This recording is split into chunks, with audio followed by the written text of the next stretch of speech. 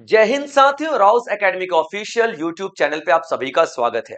तो दोस्तों, मैं जय ओझा लेकर के आया हूं एक और शानदार करंट अफेयर की क्लास आप सभी के लिए, जहां हम बात करेंगे केवल और केवल एग्जाम ओरिएंटेड न्यूज की और एग्जाम ओरिएंटेड फैक्ट्स की। तो चलिए शुरुआत करते हैं, लेकिन देखेंगे सबसे पहले हमारा खूबसूरत विचार क्या कहता है। तो दोस्तों, सलाह के 100 शब्दों से ज्यादा अनुभव की एक चोट, एक ठोकर इंसान को मजबूत बनाती है। जाहिर सी बात है, लोग आएंगे, आपको सजेशन देंगे, सलाह देंगे, लेकिन उनके सजेशन, उनके सलाह उनके अनुभवों के हिसाब से होती है, आपके अनुभव के हिसाब से नहीं। आपको सबसे बड़ी सीख जो मिलेगी वो आपकी खुद की जिंदगी में आपको लगे हुए ठोकरों के द्वारा मिलेगी। तो दोस्तों, जब ठोकर लगे तो अवॉइड नहीं करें, सोचें 2 मिनट ठहर के कि मुझे यहां पे कहां रुकना है, कहां को चलना है, किस तरीके से अपने आने वाली जिंदगी को सफल बनाना है। याद रखिएगा बच्चों, मैं बार बार बताता हूं, हर सेशन में बताता हूं कि ठोकर दुनिया की सबसे बड़ी सीख होती है, सबसे बड़ी शिक्षक होते हैं। चलिए दोस्तों, शुरुआत करते हैं, देखते हैं कि कौन कौन सी इंपॉर्टेंट न्यूज आप लोगों के लिए आज है। इंडियन रेलवेज ने इंडियन रेलवे ने एक शाइन एप्लीकेशन लॉन्च किया है। शाइन एप्लीकेशन लॉन्च किया है इंडियन रेलवे ने। और आप देखोगे कि ये जो शाइन एप्लीकेशन है बच्चे, क्यों लॉन्च किया गया है, तो वुमेन एम्पावरमेंट को ध्यान में रख करके। ठीक है बच्चे, याद रखना, वुमेन एम्पावरमेंट को ध्यान में रख करके। ठीक है, अब देखिए कि भारतीय रेलवे ने महिलाओं के सशक्तिकरण और कार्यस्थल सुरक्षा के लिए शाइन एप्लीकेशन लॉन्च किया है। ठीक है बच्चे, अब क्या है ये, भारतीय रेलवे ने साइन एप्लीकेशन, साइन का पहले फुल फॉर्म समझेंगे तो आपको समझ में आ जाएगा। साइन का मतलब क्या होता है बच्चों, सेक्सुअल हरासमेंट। क्या है बच्चों, सेक्सुअल सेक्सुअल हैरेसमेंट। ठीक है, सेक्सुअल हैरेसमेंट, हैरेसमेंट। ठीक है बच्चे, हैरेसमेंट यानी कि आपको अगर कोई सेक्सुअली हैरेस कर रहा है तो उस इंसिडेंट का, तो सेक्सुअल हैरेसमेंट इंसिडेंट। ठीक है बच्चे, सेक्सुअल हैरेसमेंट इंसिडेंट, ये हो गया SHIN, sexual harassment incident notification, notification for empowerment, notification. ठीक है बच्चे, notification for empowerment, for empowerment. अब इसका क्या मतलब होता है, ध्यान समझिएगा। ये साइन की फुल फॉर्म है, SHINE। ठीक है बच्चे, शाइन यानी कि आपके वर्क प्लेस पे, जहां पे आप काम करते हो, वहां पे अगर आपको कोई भी सेक्सुअली हैरेस करता है, अगर आपको कोई भी सेक्सुअली हैरेस करता है, तो आप इस प्लेटफॉर्म पे जाकर के, जो शाइन सेक्सुअल प्लेटफॉर्म है, जैसे मान लो कि ये साइन एक ऑनलाइन प्लेटफॉर्म है, एक ऑनलाइन प्लेटफॉर्म है साइन, इस पे जाकर के आप क्या करोगे, अपना रजिस्ट्रेशन करोगे और एक मैसेज भेज दो कि मुझे इस बंदे ने इस ऑफिस में छेड़ा है, परेशान किया है, तो आपका नाम भी रिवील नहीं किया जाएगा, ना ही आपको पूछा जाएगा क्या है, किसने के नहीं, बस उस बंदे के खिलाफ आपकी कंप्लेन कर दो, आपका नाम तक नहीं सामने आएगा और उस बंदे के खिलाफ एक्शन हो जाएगा। ठीक है बच्चे, याद रखेगा। तो ये क्या है, तो ये एक ऐसा ऑनलाइन प्लेटफॉर्म है जो कि महिलाओं की सुरक्षा के लिए बनाया गया है। नाम से ही समझ में आ रहा है, सेक्सुअल हैरेसमेंट, अगर कोई सेक्सुअली हैरेस करता है आपको, तो वो उस घटना का नोटिफिकेशन यानी कि खबर आप दे सकते हो, ये खबर दे सकते हो इस प्लेटफॉर्म पे। इससे क्या, वुमेन की सुरक्षा होती है और वुमेन एम्पावरमेंट आपको दिखाई देगी। ठीक है बच्चे, तो भारतीय रेलवे ने शाइन एप्लीकेशन लॉन्च किया है, यानी कि sexual harassment incident notification for empowerment application. ठीक है, अब इसको किसके साथ जोड़ा गया है, इसको जोड़ा गया है इंटीग्रेटेड विद HRMS, यानी कि ह्यूमन रिसोर्स मैनेजमेंट सिस्टम। ठीक है बच्चे, कि हर एक जो संस्थान में, ऑर्गेनाइजेशन में ह्यूमन रिसोर्स मैनेजमेंट होता ही है, तो ह्यूमन रिसोर्स, ठीक है बच्चे, ह्यूमन रिसोर्स मैनेजमेंट सिस्टम। ठीक है बच्चे, मैनेजमेंट सिस्टम। ठीक है, याद रखना, मैनेजमेंट सिस्टम, सिस्टम हर एक ऑर्गेनाइजेशन में होता है, तो इसको हर एक ऑर्गेनाइजेशन का ह्यूमन रिसोर्स मैनेजमेंट सिस्टम से इसको कनेक्ट कर दिया जाएगा। जैसे मान लीजिए कोई कंपनी है, XYZ, कोई भी कंपनी है ना, इसके HRMS यानी ह्यूमन रिसोर्स मैनेजमेंट सिस्टम से इसको कनेक्ट कर दिया जाएगा, और इस कंपनी में अपने हर एक एम्प्लॉय का वो रहता है, डेटा रहता है, तो इस एम्प्लॉय में किसी भी फीमेल को कोई भी दिक्कत हुई तो सीधा यहाँ पर कंप्लेंट कर सकती है, मैसेज करते कि, और मैसेज पहुंचते ही भाई पुलिस वाले यहाँ पर आ जाएंगे। ठीक है बच्चे, याद रखिएगा। तो ये महिलाओं की सुरक्षा के लिए एक बहुत ही बेहतरीन कदम उठाया गया। तो भारतीय रेलवे ने शाइन लैंगिक उत्पीड़न घटना सूचना सशक्तिकरण एप्लीकेशन शुरू किया, जो HRMS यानी ह्यूमन रिसोर्स मैनेजमेंट सिस्टम के साथ एकीकृत किया गया, जिसमें महिलाएं गोपनीय रूप से यानी कि सीक्रेटली शिकायत कर सकती हैं अपने उत्पीड़न के लिए, यानी कि उत्पीड़न के खिलाफ रिपोर्ट दायर कर सकती हैं। और ये कहां से आया है केस, यानी कि कोई तो ऐसा केस पास्ट में हुआ होगा जिसको ध्यान में रख करके ये केस आया है। तो ये केस हुआ था Vishakha versus state of Rajasthan, यानी कि केस बना था विशाखा बनाम राजस्थान राज्य, विशाखा बनाम राजस्थान राज्य। ठीक है बच्चे, तो इस केस को बेस बना करके ये आगे नियम लागू किया गया और ये एप्लीकेशन लाई गई है हमारी केंद्र सरकार के द्वारा, केंद्र सरकार यानी कि इंडियन रेलवे के द्वारा। अब इंडियन रेलवे में सिर्फ एम्प्लॉयज पर ही ये नहीं लागू होगा, ऐसा नहीं कि सिर्फ एम्प्लॉयज ही इस पे मैसेज भेज सकते हैं, यानी कोई यात्री जा रहा है तो वो भी भेज सकता है, कोई वहां पे विजिटर है तो वो भी भेज सकता है, जो भी रेलवे स्टेशन के परिसर में परेशान है तो वो यहाँ पे जाकर के कंप्लेन कर सकता है। तो क्या है ये, एक डिजिटल सेफ्टी शील्ड है फॉर वुमेन एम्प्लॉयज। चलिए आगे बढ़ते हैं। नाबार्ड ने लॉन्च किया है national climate stack innovation challenge. अब देखिए बच्चे, नाबार्ड, नाबार्ड क्या है, नेशनल बैंकिंग फॉर, याद रखना बच्चे क्या है नाबार्ड, नेशनल, नाबार्ड क्या है, नेशनल बैंकिंग फॉर। ठीक है बच्चे, national banking for agriculture and rural development. ठीक है बच्चों, क्या है, agriculture, agriculture and rural development. ठीक है बच्चों, डेवलपमेंट, तो इसको हम नाबार्ड बोलेंगे, नाबार्ड। ठीक है, 1982 में बनाया गया था, 1982 में बनाया गया था। इसने अभी एक प्रोग्राम शुरू किया है, क्या, national climate stack innovation challenge. ठीक है बच्चे, national climate, national climate stack, national climate stack. ठीक है बच्चे, national climate stack innovation challenge, innovation challenge. ठीक है बच्चे, इनोवेशन चैलेंज। ठीक है, याद रखेंगे आप लोग। तो national climate stack and innovation challenge जो लिया जा रहा है, याद रखेंगे बच्चों, तो ये एक पहल है जो शुरू किया जा रहा है नाबार्ड के द्वारा। अब ये क्या है, ध्यान से समझिएगा। तो NABARD with Gates Foundation, NABARD किसके साथ जुड़ के, गेट्स फाउंडेशन के साथ, दो और संस्थानें हैं, नाबार्ड गेट्स फाउंडेशन के साथ जुड़ के, क्या, नाबार्ड गेट्स फाउंडेशन के साथ जुड़ करके। ठीक है बच्चे, और डेलबर्ग एडवाइजर्स के साथ जुड़ के, और दो कौन से, डेलबर्ग एडवाइजर्स के साथ जुड़ करके, डेलबर्ग एडवाइजर्स के साथ जुड़ करके क्या शुरू किया है, तो national climate stack innovation challenge शुरू किया है। ठीक है बच्चे, याद रखिएगा आप। अब इसमें क्या किया जाएगा, देखिए इसमें बहुत सारे क्लाइमेट क्लाइमेट डेटा सिस्टम होते हैं। क्लाइमेट डेटा सिस्टम का मतलब क्या होता है, बहुत सारी एजेंसीज ऐसी हैं जो कि क्लाइमेट के लिए काम करती हैं, सबका डेटा अलग है। ठीक है बच्चे, सबका डेटा अलग है। जैसे कि एक बात बताए, जैसे कि हमारा जो मौसम विभाग है ना बच्चे, मौसम विभाग के पास बहुत सारा डेटा पड़ा है, मौसम विभाग के पास बहुत सारा डेटा पड़ा है, इंडियन मेट्रोलॉजिकल डिपार्टमेंट। ठीक है, बहुत सारा डेटा पड़ा है और 20-20 साल तक, 30-30 साल तक का डेटा पड़ा हुआ है। ठीक है, तो इसका डेटा ले लिया जाएगा। और स्टेट में कोई भी अलग अलग स्टेट जो है उसमें मौसम विभाग होते हैं, उन सब का स्टेट लेवल का डेटा ले लिया जाएगा। ठीक है, याद रखना। एग्रीकल्चर का डेटा लिया जाएगा, और मतलब आप फॉरेस्ट का डेटा ले लो। ठीक है, फॉरेस्ट डिपार्टमेंट का डेटा ले लो। तो अलग अलग डिपार्टमेंट जो जरा सा भी जुड़ा हुआ है किससे, मौसम से, है ना, बरसात आ रही है कि नहीं आ रही है, फॉरेस्ट डिपार्टमेंट बहुत ज्यादा एनवायरमेंट से जुड़ा हुआ है। तो जितने भी अलग अलग डिपार्टमेंट है मौसम से जुड़े हुए, उन सारे अलग अलग डिपार्टमेंट को एक जगह पे लेकर के आ जाना। अब क्या बोला जा रहा है यहाँ पे हमारी सरकार के द्वारा कि देखो यार, आप सबके पास डेटा है, लेकिन उन डेटा का हम सही से इस्तेमाल नहीं कर पा रहे हैं। क्यों नहीं कर पा रहे हैं, क्योंकि हमारे हमारे पास कोई कॉमन प्लेटफॉर्म नहीं है। ठीक है, याद रखना। तो जैसे ये देखो, ये रहा आपके पास कॉमन प्लेटफॉर्म। ठीक है, ये कोई एक कॉमन प्लेटफॉर्म आपको दिखाई दे रहा है। ठीक है बच्चे, ये एक क्या दिखाई दे रहा है, कॉमन प्लेटफॉर्म आपको दिखाई दे रहा है। ठीक है, ये आप लोग याद रखिएगा, कॉमन प्लेटफॉर्म आपको दिखाई दे रहा है। ठीक है, चलिए आगे बढ़ते हैं।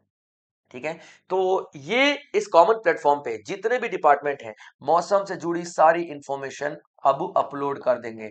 ये 15-15 साल, 20-20 साल पुरानी, अब इससे क्या पता चलता है, जैसे मान लो कि 2001 में थोड़ा एक पैटर्न बदला था बरसात का 2002 में 3-4, तो बरसात का पैटर्न बदल रहा है। तो मौसम बदल रहा है, यानी कि मान लो 1-1 डिग्री मौसम बढ़ रहा है, 1-1 डिग्री गर्मी घट रही है। ये तमाम तरीके की चीजें आप लोग देखोगे, ये तमाम तरीके की चीजें देखोगे, तो इस तरीके का पैटर्न को फॉलो किया जाएगा और आगे क्या हो सकता है उसका भविष्य बनाया जा सकता है, बताया जा सकता है। तो ये एक डिपार्टमेंट बनाया जा रहा है, ठीक है, national climate stack innovation challenge एक डिपार्टमेंट है। और इसमें क्या हुआ, पुराने पुराने जितने भी सिस्टम है, विभाग है, उन सबके डेटा को कलेक्ट कर दिया जाएगा। अब उन डेटाओं को स्टडी करने से ये पता चलेगा कि फ्यूचर में हम किस तरीके की प्लानिंग कर सकते हैं, यानी भविष्य में किस तरीके की प्लानिंग की रिक्वायरमेंट होगी। ठीक है बच्चे, तो नाबार्ड ने गेट्स फाउंडेशन और डेलबर्ग एडवाइजर्स के साथ मिलकर national climate stack innovation challenge launch किया, ताकि एक एकीकृत जलवायु डेटा प्रणाली बनाई जा सके 10 से 15 साल की आपदा पुनर्नुमान क्षमता में सुधार हो। यानी कि अब पता है कि इस एरिया में तूफान आते हैं, तो तूफानों की स्टडी भी की जाती है, तो पता चल जाएगा कि अच्छा यहाँ पे 3 साल बाद फिर से तूफान आने वाला है, तो पहले से हम लोग तैयार रहेंगे यहाँ पे। ठीक है, जलवायु सहिष्णु कृषि और ग्रामीण योजनाओं को सुदृढ़ किया जा सकता है। ठीक है बच्चे, चले आगे बढ़ते हैं। Next is international malaria conference मनाया गया, कॉन्फ्रेंस एक आयोजित किया गया दिल्ली में। ठीक है बच्चे, दिल्ली में आयोजित किया गया, आप लोग देखोगे दिल्ली में। ठीक है, क्या, नेशनल मलेरिया कॉन्फ्रेंस। और कब से कब तक, तो 7 से 9 तक मेन जो हुआ है, लेकिन इसका कंक्लूजन आप लोग देखोगे 10 तारीख को, 10 मार्च को इसका कंक्लूजन आप लोग देखोगे। ठीक है, याद रखना। यानी कि और पूछा जाएगा कि कब से कब तक, तो 9 तारीख तक ही आपको लिखना है, 10 को तो कंक्लूजन है। यानी कि कई बार न्यूज़पेपर में लिखा हुआ था कि 10 को फाइनल चीजें हुई, लेकिन जो पहले से डिसाइडेड डेट थी वो 7, 8, 9 की थी, तो हम लोग 7, 8, 9 ही लेकर के चलेंगे। ठीक है बच्चे, तो 7, 8, 9 को कंक्लूड किया गया। अब ये मलेरिया मलेरिया एक बहुत बड़ी बीमारी है, इसके ऊपर डिबेट डिस्कशन किया जाएगा। ठीक है, मलेरिया हम लोगों ने क्या यहाँ पे टारगेट लिया हुआ है कि 2016 से ही टारगेट लिया हुआ है। 2016 से हमने देखा, 2016 से लेकर के 2030 तक आते आते हम लोग मलेरिया फ्री हो जाएंगे। हालांकि हम लोग मलेरिया फ्री बहुत ज्यादा हद तक हो चुके हैं, क्योंकि 1000 में से कहीं एक ऐसा मलेरिया का मरीज आ जाता है तो आ जाता है। ठीक है बच्चों, कहीं 1000 में से कहीं एक मलेरिया का मरीज आ जाता है तो आ जाता है। ठीक है बच्चे, याद रखना, अदरवाइज नहीं आ जाता है। तो आप देखोगे ये बहुत हद तक हम लोगों ने कंट्रोल कर लिया है। ठीक है, 1000 में से कहीं एक। तो इंडियन इंटरनेशनल मलेरिया कॉन्फ्रेंस 2026 नई दिल्ली में आयोजित किया गया था, जिसे भारतीय चिकित्सा अनुसंधान परिषद और कौन कौन से यहाँ पर आप देखोगे ऑर्गेनाइजेशन न्यू दिल्ली में ऑर्गेनाइज किया गया, किसके साथ, तो national institute for malaria research, यानी कि NIMR ये इंस्टीट्यूट के साथ मिल करके किया गया है। और एक और कौन सा, तो Indian council for medical research, यानी कि ICMR।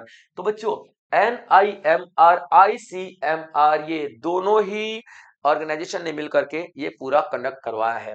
और इसके थीम क्या है, थीम है बच्चों डिस्कवरी, यानी कि मलेरिया से लड़ने के रास्ते ढूंढो, डिस्कवरी करो। ठीक है, उसके बाद डेवलपमेंट, मलेरिया से लड़ने के रास्ते डेवलप करो, मलेरिया से लड़ने के रास्ते डेवलप करो। 1 मिनट बच्चे, थोड़ा बैटरी लगा लूं चार्ज में, वरना लैपटॉप ऑफ हो जाएगा।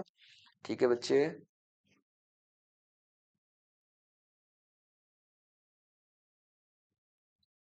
हाँ जी, चलो हो गया। ठीक है, चलिए बच्चे, तो क्या है ये, मलेरिया से लड़ने के रास्ते डेवलप करो, तो डेवलपमेंट। ठीक है बच्चे, डेवलपमेंट आपको दिखाई देगी। उसके बाद क्या बोल रहा है, ठीक है, डिलीवरी करो, यानी कि बढ़िया बढ़िया तरीके, बढ़िया बढ़िया चांसेस लगाओ मलेरिया को खत्म करने के लिए, तो डिलीवरी। ठीक है बच्चे, डिलीवरी किसके लिए, यानी क्या ड्राइव करने के लिए, तो याद रखना मलेरिया एलिमिनेशन एंड बियॉन्ड, यानी कि मलेरिया को खत्म करो, मलेरिया एलिमिनेशन। ठीक है, क्या, मलेरिया एलिमिनेशन, एलिमिनेशन। ठीक है बच्चे, मलेरिया एलिमिनेशन एंड बियॉन्ड। ठीक है बच्चे, याद रखना, कोई भी डाउट है तो आप लोग यहाँ पे बता सकते हो। ठीक है, तो इंटरनेशनल मलेरिया कॉन्फ्रेंस दिल्ली में आयोजित किया गया 7, 8, 9 तारीख को, आप लोग देखोगे। ठीक है बच्चे, चलिए आगे बढ़ते हैं। Now Mizoram assembly resolution, Mizoram assembly यानी कि मिजोरम विधानसभा का मिजो भाषा पर एक प्रस्ताव पारित किया गया है। ठीक है बच्चे, याद रख लेना। तो लालहू दोमा जो सीएम है, ठीक है बच्चे, सीएम लालहू दोमा, उन्होंने क्या किया है, लालदू होमा, ठीक है, लालदू लालदू होमा जो सीएम है यहाँ के, उन्होंने क्या कहा है कि हमें मिजो लैंग्वेज को यानी कि मिजो भाषा को 8वीं अनुसूची में डालने का प्रस्ताव पारित करना चाहिए, और प्रस्ताव पारित किया है।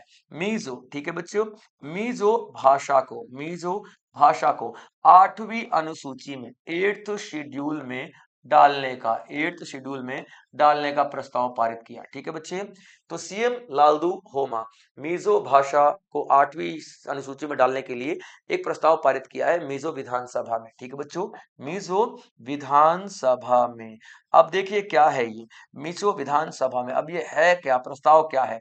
हमारे संविधान में 8वें शेड्यूल में 22 अभी तक भाषाएं सूचित की गई हैं। कितनी? 22 भाषाएं सूचित की गई हैं। अभी लालदू होमा का ये कहना है कि भैया मिजो भाषा को भी वो पहचान मिलनी चाहिए, यानी कि मिजो भाषा को भी इस 8वीं शेड्यूल में लेकर के आओ। अब 8वीं शेड्यूल में लेकर के आने का मतलब क्या होता है, उस भाषा को संरक्षित करने के लिए अलग अलग और प्रयास किए जाएंगे, भाषा को अच्छा मतलब संरक्षण किया जाएगा, अच्छा कंजर्वेशन प्रोग्राम लाए जाएंगे। ये तमाम चीजें होंगी इन सारी भाषाओं के लिए जो कि 8वीं अनुसूची में शामिल की गई हैं। ठीक है बच्चे, याद रखिएगा। तो मिजोरम विधानसभा ने मिजो भाषा को भारत के संविधान की 8वीं अनुसूची में शामिल करने का प्रस्ताव पारित किया। मुख्यमंत्री लालदू होमा ने अनुसूचित जनजाति आदेश, ठीक है, और एक और बात याद रखना, लालदू हमन अनुसूचित जनजाति आदेश 1950 का हवाला दिया और भारत के संविधान की 6वीं अनुसूची के प्रावधानों को एक्सप्लोर करने का सुझाव दिया। अब इसका क्या मतलब है, जब ये पूरी पूरी चर्चा हो रही थी तब यहाँ पे ये बोला गया कि मतलब कुछ नेताओं के द्वारा कि सर हम 8वीं अनुसूची में अगर डाल देते हैं तो कहीं ऐसा तो नहीं कि हमारा एसटी का दर्जा खत्म हो जाएगा, शेड्यूल ट्राइब का स्टेटस खत्म हो जाएगा, दर्जा खत्म हो जाएगा, क्योंकि ये जो भाषाएं हैं, ठीक है, ये मेन स्ट्रीम में आ जाएंगी, मेन स्ट्रीम में आ जाएंगी तो कहीं ऐसा तो नहीं हमें मेन स्ट्रीम में कैलकुलेट किया जाएगा और हमारा शेड्यूल ट्राइब का दर्जा खत्म हो जाएगा। तब लालदू होमा ने बोला ऐसा नहीं होता, ऐसा नहीं होता, क्योंकि हमारे यहाँ पे एक कानून है, ठीक है, हमारे यहाँ पे एक कानून है, और कौन सा कानून है, अनुसूचित जनजाति आदेश 1950, ठीक है बच्चे, यानी कि शेड्यूल्ड ट्राइब ऑर्डर 1950। ये क्या बताता है, शेड्यूल्ड ट्राइब 1950 क्या बताता है कि भाई साहब ये हम भाषा का संरक्षण करना, यानी कि भाषा को हम लोग संरक्षित करना चाहते हैं, और 6ठी अनुसूची अलग है। अब 6ठी अनुसूची कहां से आई, ध्यान सुनना, 6ठी अनुसूची क्या आई, 6ठी अनुसूची क्या बोलती है, किसी भी राज्य को या फिर किसी भी राज्य के विशेष दर्जे को आप लोग देखोगे एक विशेष दर्जा दिया जाता है 6ठी अनुसूची में, यानी कि वो अपने नियम कानून अब खुद बनाएंगे, यानी कि कल्चर से रिलेटेड, ऐसा नहीं कि जाके चाइना से एग्रीमेंट करने लग जाए, नहीं, अपने कल्चर से रिलेटेड, अपने लोकल चीजों से रिलेटेड खुद के नियम कानून बनाएंगे वो लोग, वो राज्य जो कि 6th शेड्यूल में आते हैं। ठीक है बच्चे, याद रखना। तो यहाँ पे बोला गया कि असम, असम का देखो, असम क्या है, ठीक है, असम की एक भाषा है बोडो, वो 22 लैंग्वेज में शामिल है भाई साहब, शामिल है, लेकिन भाई असम के बहुत सारे जगहों को 6th शेड्यूल में भी डाला हुआ है, तो इससे उनका दर्जा खत्म थोड़ी हो गया है, यानी कि भाषा का 22वें शेड्यूल में आना एक अलग बात है और हमें एसटी का दर्जा मिलना एक अलग बात है। ठीक है बच्चे, और ये 6th शेड्यूल में ऐसा नहीं है कि स्पेशल दर्जा हम लोग वो कर सकते हैं। ठीक है, तो इन्होंने बोला कि 6th शेड्यूल का भी दर्जा, तो दो डिमांड आप लोग देखोगे, एक तो मिजो भाषा को 8वीं अनुसूची के 22 भाषाओं में शामिल कर देना, यानी कि 23वीं भाषा के रूप में नामित कर देना, और दूसरा कि 6th शेड्यूल में भी मिजोरम को शामिल किया जाए, ये पूरा पूरा इन्होंने बोला है। ठीक है बच्चे, याद रखिएगा। चलिए आगे बढ़ते हैं। Now narcotics control bureau bust team कल्कि ड्रग नेटवर्क। अभी देखो जो हमारा नारकोटिक्स डिपार्टमेंट है, हमारा जो नारकोटिक्स डिपार्टमेंट है, यानी कि narcotics control bureau, narcotics control bureau, ठीक है बच्चे, उसने पूरे इंडिया में narcotics control bureau, narcotics control bureau, bureau, ठीक है बच्चे, ब्यूरो। तो नारकोटिक्स कंट्रोल ब्यूरो जो है हमारा, ठीक है, नारकोटिक्स कंट्रोल ब्यूरो, एनसीबी के जो बात कर रहे हैं, इसने एक ऑपरेशन चलाया है, यानी कि अभियान चलाया है, क्या करने के लिए? ये जो ऑपरेशन है, ये जो अभियान है, क्या करने के लिए चलाया जा रहा है? तो ये अभियान चलाया जा रहा है ड्रग्स का जो पूरा नेटवर्क है, कार्टेल है, उसको खत्म करने के लिए। ड्रग्स कार्टेल, और खत्म कर भी दिया गया। ड्रग्स कार्टेल को खत्म करने के लिए, ठीक है बच्चों, डिसमेंटल करने के लिए पूरा पूरा प्रोग्राम चलाया गया था। ड्रग्स कार्टेल को डिसमेंटल करने के लिए यानी खत्म करने के लिए पूरा का पूरा प्रोग्राम यहाँ पर चलाया गया था। ठीक है बच्चे, याद रखना। अब ये कौन से ड्रग्स, तो एक पूरा नेटवर्क था जिसका नाम क्या था? टीम कल्कि। ठीक है, ये ड्रग का जो पूरा नेटवर्क था, तो नेटवर्क का नाम क्या था? टीम कल्कि। ठीक है बच्चों, क्या था? टीम टीम कल्कि, याद रखना, टीम कल्कि इस ड्रग नेटवर्क का नाम था। तो टीम कल्कि को पूरी तरीके से खत्म कर दिया गया है नारकोटिक्स कंट्रोल ब्यूरो के द्वारा। ठीक है बच्चे, नारकोटिक्स कंट्रोल ब्यूरो के द्वारा। यही आपकी न्यूज थी। तो एनसीबी नारकोटिक्स कंट्रोल ब्यूरो ने कंडक्ट किया है एक ऑपरेशन न्यू दिल्ली के पूरे एरिया में। ठीक है, डिसमेंटलिंग यानी कि तबाह करने के लिए, क्या? Pan India drug network. और पूरे इंडिया में ड्रग नेटवर्क किसका था? तो एक टीम थी, टीम कल्कि। ये क्या इस्तेमाल करते थे? डार्क नेट इस्तेमाल करते थे। डार्क नेट जो कि गूगल पे भी नहीं आएगा, सर्च इंजन में नहीं आएगा, उस तरीके का नेटवर्क इस्तेमाल करते थे, सेशन नाम का। और एजेंसी और ये agency under narcotics drug and psychotropic substances act 1958। और एक एक्ट है, अधिनियम है, जो कि ये बताता है कि इस तरीके का जितना भी सब्सटेंसेस हैं, नशीली पदार्थ हैं, ये सभी को हम लोग क्या करेंगे?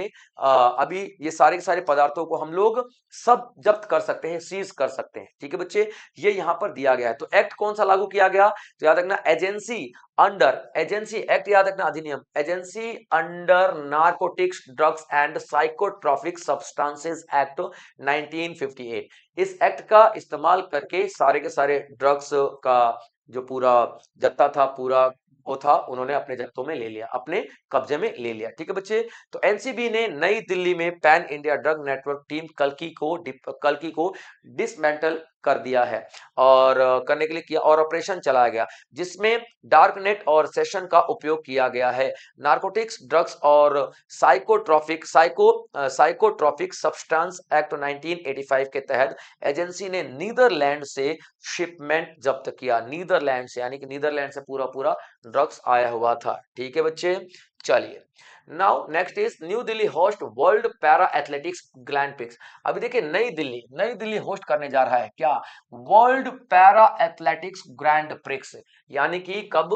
तो आप देखोगे बच्चे, नई दिल्ली होस्ट कर रहा है कल से। ठीक है, कल से नहीं, आज से। ठीक है, 11 है ना? हाँ ठीक है, नई दिल्ली आज से। ठीक है बच्चों, नई दिल्ली आज से करेगा। ठीक है, याद रखना, 11-12। और क्या है ये? Para athletic. ठीक है बच्चों, क्या है ये? Para athletic. ठीक है, यानी कि पैरालिंपिक लो इसको। ठीक है, पैरालिंपिक। ठीक है बच्चों, लिम्पिक, पैरालिंपिक की हम यहाँ पे बात करेंगे। पैरालिंपिक क्या होता है? वो लोग जो कि हाथ नहीं है, ठीक ठीक, जिन अपंग लोग, दिव्यांग लोग की बात करते हैं, उनका ओलंपिक। ठीक है, दिव्यांग जनों की, जनों की क्या? दिव्यांग जनों का ओलंपिक। ठीक है बच्चों, दिव्यांग जनों का ओलंपिक। ठीक है बच्चे, दिव्यांग जनों का ओलंपिक की हम यहाँ पर बात करेंगे। क्लियर है पॉइंट बच्चों, याद रख लीजिएगा। तो ये पूरा पूरा इवेंट आप लोग देखोगे 11 और 12 को मेन है, वैसे तो 8 तारीख से शुरू किया गया है, लेकिन मेन आप लोग देखोगे 11-12। ठीक है बच्चे, याद रखना। और कहां पर किया जा रहा है? तो जवाहरलाल नेहरू स्टेडियम में। कहां पर? तो जवाहरलाल, ठीक है बच्चों, जवाहर लाल नेहरू स्टेडियम में, ठीक है बच्चे, स्टेडियम में। और कितने देश यहाँ पर पार्टिसिपेट करने वाले हैं? तो 8 देश यहाँ पे पार्टिसिपेट करने वाले हैं। ठीक है बच्चे, याद रखना। और इसमें कितने खिलाड़ी? तो 257 एथलीट्स 8 कंट्रीज से पार्टिसिपेट करने वाले हैं। क्लियर है पॉइंट बच्चों, याद रख लीजिएगा। तो हर एक चीज आप लोगों के लिए इंपॉर्टेंट है। तो वर्ल्ड पैरा एथलेटिक्स अंतरराष्ट्रीय पैरालंपिक कमेटी के तहत 11 से 13 मार्च को न्यू दिल्ली में world para athletics grand prix 2026 का दूसरा संस्करण किया जा रहा है। और पहला वाला भी बच्चे 2025 में भारत में हुआ था। पहला वाला भी 2025 में भारत में ही कंडक्ट किया गया था। ठीक है बच्चे, याद रखना आप लोग सारी सारी चीजें, सारी सारी इंफॉर्मेशन आप लोगों के लिए इंपॉर्टेंट हो जाती है। ठीक है बच्चे, चलिए, बेरहमपुर विश्वविद्यालय के शोधकर्ताओं ने भारत में दुर्लभ एम्फीपोड रिकॉर्ड किया। एम्फीपोड, ये दिखाई दे रहा है, एक दुर्लभ सी प्रजाति दिखाई दे रही है पानी में, है ना, इसको ढूंढ निकाला है। तो क्या है ये? बेरहमपुर विश्वविद्यालय के रिसर्चर्स यानी शोधकर्ताओं ने भारतीय जलों में यानी कि इंडियन ओशन, यानी कि इंडियन ओशन में, ठीक है बच्चों, ये अनोखी प्रजाति ढूंढ निकाली है पहली बार। ठीक है, क्या है ये? आर्या, क्या है इसका नाम, क्या है बच्चों? ठीक है, अज्यारपली, अज्यारपली। ठीक है बच्चे, याद रखना नाम क्या है इसका, अज्यार, अज्यारपली। ठीक है, अज्यारपली, इसका नाम क्या है? अज्यारपल्ली गंजाम, ठीक, अज्यारपल्ली। ठीक है, याद रखना अज्यामपल्ली। एक तो इसका अजीब सा ही नाम है बच्चों, ठीक है, कोई बात नहीं, ठीक है, याद रखना। नहीं बच्चों, ठीक है, देखो रिसर्च हमारे बरहामपुर के यूनिवर्सिटी में किया गया, और इसका नाम आप लोग देखोगे बच्चे, ठीक है, स्टीनोड, ठीक है, स्टीनोथे लॉरी इसका नाम है। ठीक है बच्चे, याद रखना क्या नाम? स्टीनोथो लॉरी, अजीब सा ही नाम है, स्टीनोथो लॉरी, स्टीनोथो स्टीनोथो लॉरी, लॉरी इसका नाम है, अजीब सा ही नाम है, मैं भी कंफ्यूज हो गया था थोड़ी देर के लिए। ठीक है बच्चे, तो बेरहामपुर विश्वविद्यालय के शोधकर्ताओं ने भारतीय जलों में पहली बार, ठीक है, अज्यारपल्ली गंजाम जिले उड़ीसा में क्या पाया? स्टीनोथो लॉरी, एक दुर्लभ झींगा जैसे मरीन एम्पी पॉड को दर्ज किया गया, यानी कि एक अजीब सा ही यहाँ पे झींगा दिखाई दिया गया, जिसे पहले केवल मलेशिया में ही जाना जाता था, अब भारत में भी इसको जाना जाएगा। ठीक है बच्चे, तो आप देखोगे एक बड़ी ही दुर्लभ सी चीज नजर आई है, जिसका नाम आपको याद रखना है, यूनिवर्सिटी का नाम याद रखना है, क्या है ये? ठीक है, तो एमपी फोर्ड देखोगे, और इस एमपी फोर्ड का नाम क्या है? तो स्टीनोथो लॉरी इसका नाम है। ठीक है बच्चे, चलिए, जो कि मलेशिया में पाया जाता था, इस बार पहली बार भारत में पाया गया है। तो दोस्तों ये था हमारा आज का सेशन, आई होप आप लोगों ने एंजॉय किया होगा और नोट जरूर बनाए होंगे, और इसी तरीके के और भी बेहतरीन सेशंस मैं आप लोगों के लिए लेकर के आता रहूंगा। तब तक आप लोग अपना ध्यान रखेंगे बच्चों। जय हिंद।